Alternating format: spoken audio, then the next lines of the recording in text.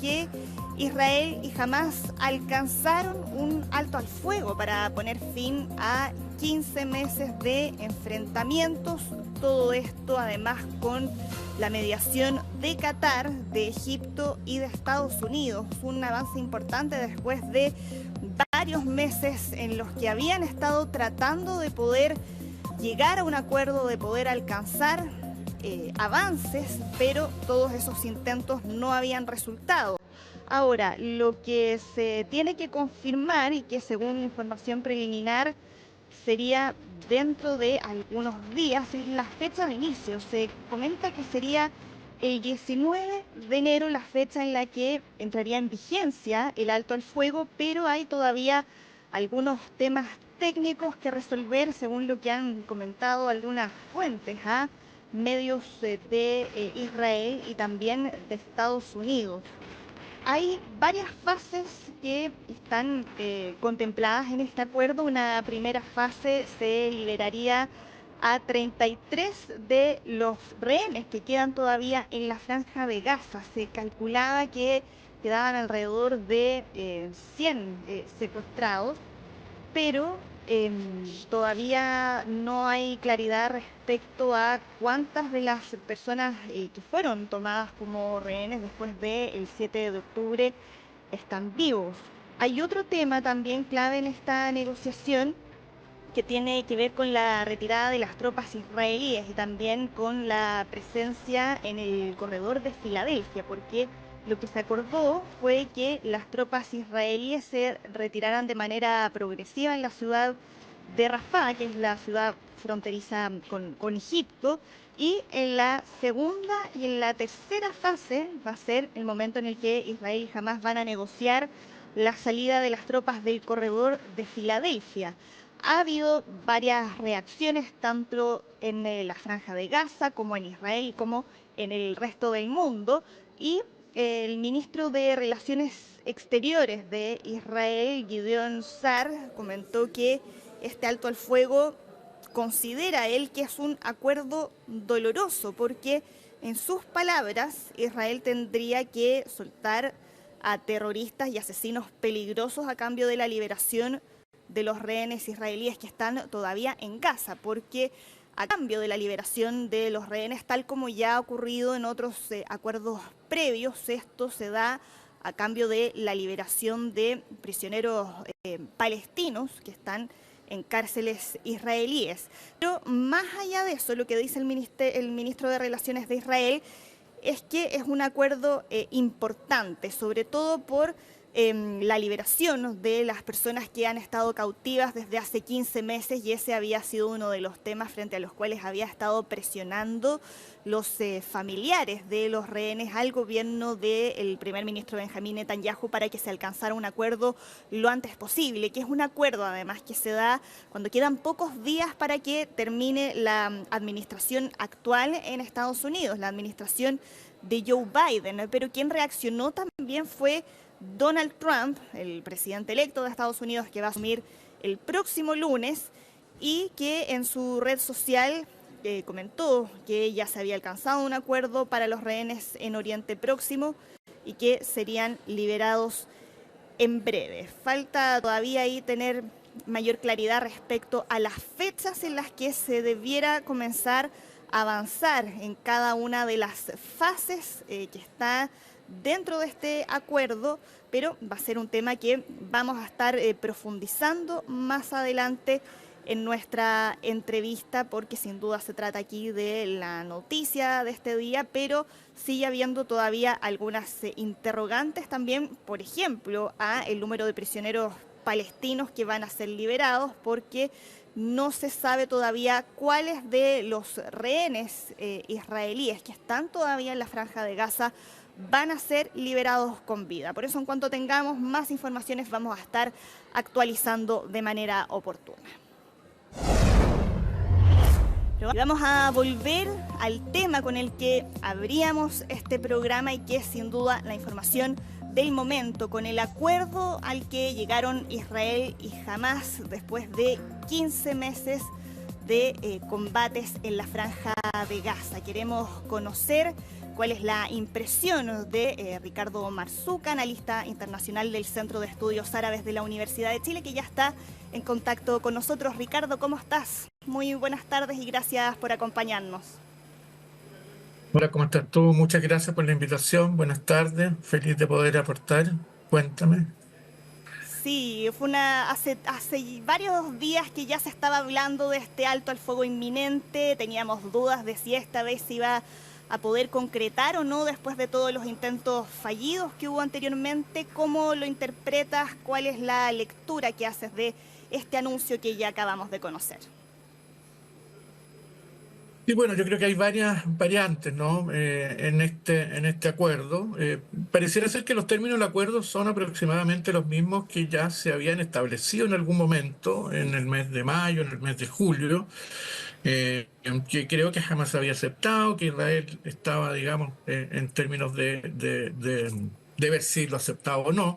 A mí me parece que hay un cambio significativo en el primer ministro Netanyahu. Recordemos que además él está con la presión de que está con orden de captura, ¿no es cierto?, por la Corte Penal Internacional, por crímenes de lesa humanidad, por crímenes de guerra, ¿no? Porque se allegaba por las investigaciones de todas las organizaciones internacionales de derechos humanos que efectivamente en Gaza se estaba cometiendo un genocidio. De ahí la muy buena noticia, ¿no? Que ojalá se cierre este acuerdo y se respete por las partes. Y en ese sentido me parece que eh, una de las variables que creo que debe ser significativa en esta perspectiva es, sin lugar a dudas, el próximo ascenso de Donald Trump al poder. Me parece que Donald Trump, de alguna u otra manera, ¿no? Ya había mandado algunos mensajes, ¿no? Algunos en tono medio amenazante, ¿no? De que iba a arder el infierno si no se llegaba a un acuerdo con el tema de los rehenes. Y en ese sentido, me parece que Donald Trump quiere intervenir directamente, digamos, en lo que está aconteciendo en el Medio Oriente. Me parece que querrá proyectar de alguna u otra forma, ¿no? Como lo hizo en su momento, en su primer mandato, donde trató de implementar los llamados acuerdos de Abraham y normalizar las relaciones entre Israel y los países árabes. De alguna u otra manera, ser el promotor, digamos, de un acuerdo de paz definitivo. Ahora el tema es ver cuáles van a ser los términos y si efectivamente este acuerdo entre Israel y Hamas le va a dar un alivio significativo, digamos, a una población que está bajo el asedio, el bombardeo israelí, que está, ¿no es cierto?, que ha habido más de 45.000 muertos civiles, cerca de 20.000 niños. En la última semana hubo informaciones de aproximadamente 9 a 10 niños, guaguas prácticamente, ¿no? Que murieron congeladas por el duro invierno que está viviendo la población civil. Entonces me parece que lo más urgente en este momento es la llegada efectiva, que según el acuerdo al parecer entrarían 600 camiones diarios. En ese sentido, la llegada de la ayuda humanitaria, ¿no? Y los medios de subsistencia mínimos, básicos, que necesita la población civil que está en Gaza, ¿no? Y por otro lado, la importancia que tiene efectivamente el intercambio de rehenes, ¿no? Se habla mucho de los rehenes que capturó Hamas, digamos, el 7 de octubre del 2023, pero entre octubre del 2023 y la fecha de hoy, Israel había capturado aproximadamente 6.000 civiles palestinos, ¿no? Algunos bajo la acusación de ser combatientes de Hamas, nunca eso está bajo confirmación, bajo arrestos administrativos. De esos 6.000 hay un número significativo que son mujeres y adolescentes menores de 14 años.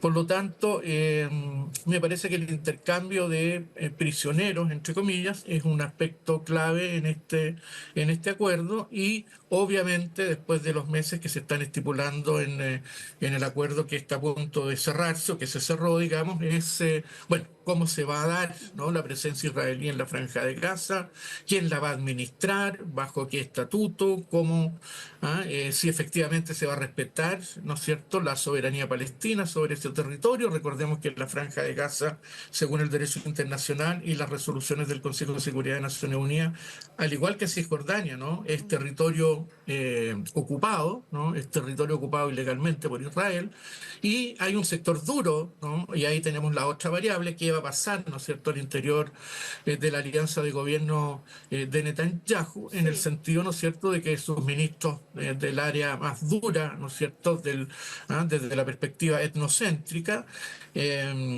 pretenden, ¿no es cierto?, la anexión definitiva de la Franja de Gaza, ¿no? Entonces, sí, bueno, Ricardo. ¿qué va a pasar con Ben-Gvir, con Smotrich, que son ministros que han estado llamando, digamos, a una suerte de solución final, Claro. el traslado definitivo de los 2,3 millones de palestinos que viven en la Franja de Gaza, que han tenido que trasladarse de un lugar Mm, a otro por los efectos de los bombardeos? Entonces, bueno, me parece que la solución humana es la más urgente, ¿no? El intercambio de rehenes o prisioneros, como queramos llamarlo, desde una perspectiva a la otra, y por otro lado, digamos, un acuerdo definitivo que de alguna otra manera permita la reconstrucción de una franja de Gaza que ha sido mm, totalmente destruida, ¿no es cierto?, por los sí. bombardeos israelíes, y que de alguna otra manera, más allá del conflicto entre Israel que se pueda plantear con Hamas, hay 2,3 millones de población Mm. civil palestina y que no pueden pagar, ¿no es cierto?, el costo del conflicto, y por lo tanto merecen una vida humana digna, ¿no? Claro, ese es uno de los grandes temas, Ricardo, que tú mencionabas, la situación humanitaria en Gaza, en una franja de Gaza en la que no ha quedado prácticamente nada. Y eso también ha tenido distintos efectos que podemos aquí seguir profundizando, pero también uno de ellos tiene que ver con el aislamiento de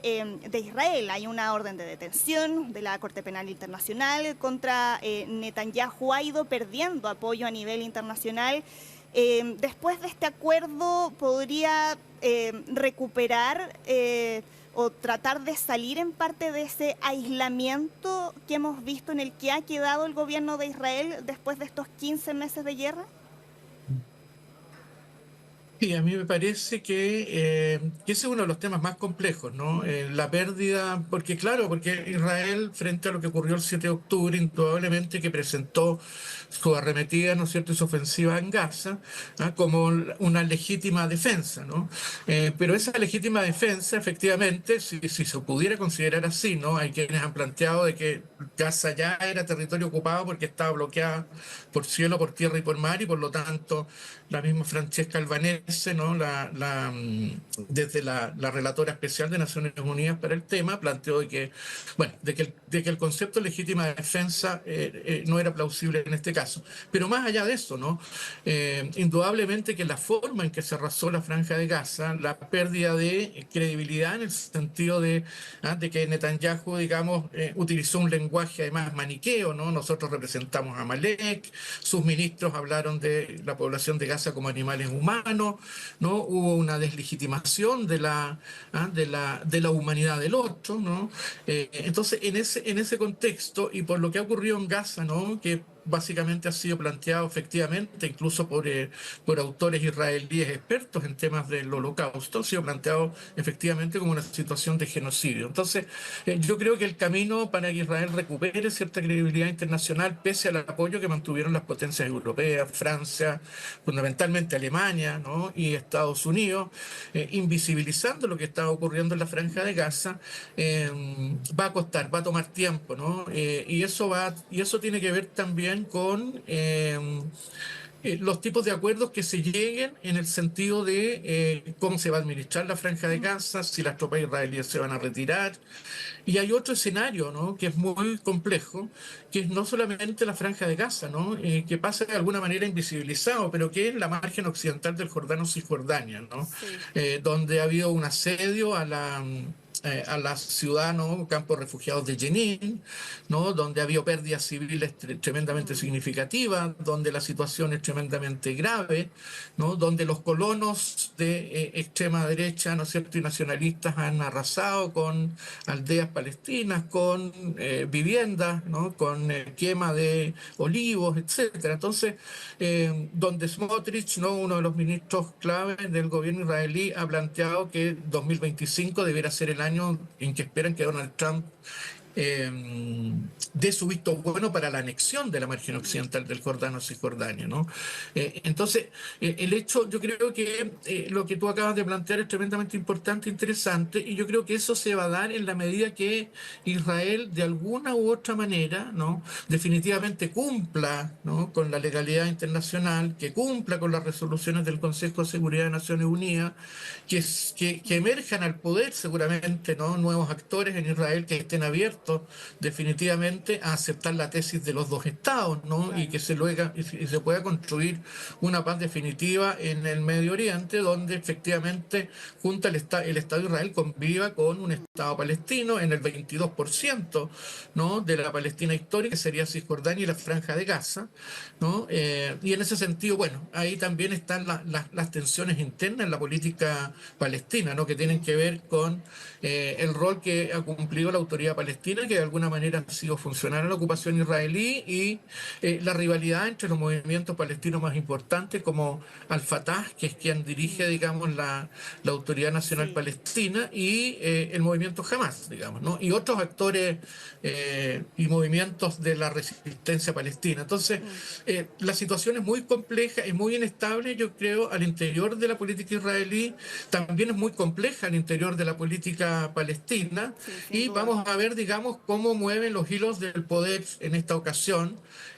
Donald Donald Trump, que Trump. pareciera más decidido, ¿no? A imponer ciertos términos y a conducir a las partes, digamos, a un acuerdo que le permita a él sostener, digamos, y proyectar una imagen, digamos, de un presidente norteamericano que vela por la paz, por la seguridad y también que opera bajo principios democráticos. Sí. Vamos a ver cómo se da esa triada, por decirlo de alguna manera, ¿no? Claro, ¿y qué pasa también ahí con el resto de los actores involucrados en la región? Y bueno, Ricardo, y eso que no mencionamos los actores regionales, sí, ¿no? ¿Qué pasa con... Hay una crisis en Siria, está el tema del sur del Líbano con Hezbollah. Bueno, claro, hay muchas es un variables que están en juego tema, en la sí, región. que nos da para seguir conversando. Lamentablemente, Ricardo, ya se nos acaba el tiempo, pero te dejamos invitado para un próximo programa para seguir profundizando ahí todavía en las interrogantes que están todavía abiertas respecto a qué es lo que va a significar este alto al fuego. Muchas gracias por acompañarnos.